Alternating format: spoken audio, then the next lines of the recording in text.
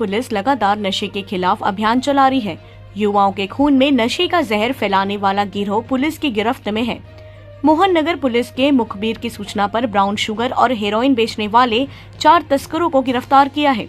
आरोपियों के पास से 170 पुड़िया ब्राउन शुगर और प्रतिबंधित 2900 पत्ते अल्फाजोलाम और 288 पत्ते स्पास्मो के जब्त किया है।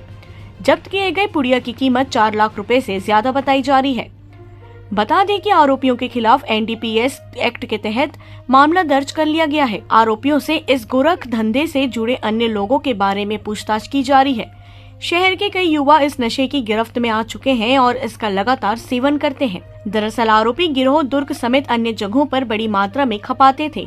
पिछले कई सालों से दुर्ग भिलाई में गांजा, ब्राउन शुगर, चरस, हेरोइन और अफीम का खुलेआम व्यापार किया जा रहा है। युवा इस नशे के आदी बनते जा रहे हैं। दुर्ग से मनोज देवांगन की रिपोर्ट। मोहन नगर थाना क्षेत्र में 16 ग्राम हीरोइन और साथ में 3000 से ज़्यादा टैबलेट्स, नशीली टैबलेट्स जब्त की गई, जो कि अल्प्राजोलम और ट्रामाडोल की टैबलेट्स हैं।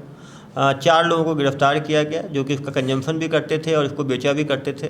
उनसे पूछताछ में मालूम चला कि इसके नागपुर और महाराष्ट्र से इसके तार जुड़े हुए हैं। अग्रिम कार्रवाई इनके सप्लायर्स के ऊपर और इनके जो आका हैं जो इस तरह की चीज़ें सप्लाई कर रहे हैं उनके ऊपर भी की जाएगी। सर, पहले का भी कोई प्रकरण है?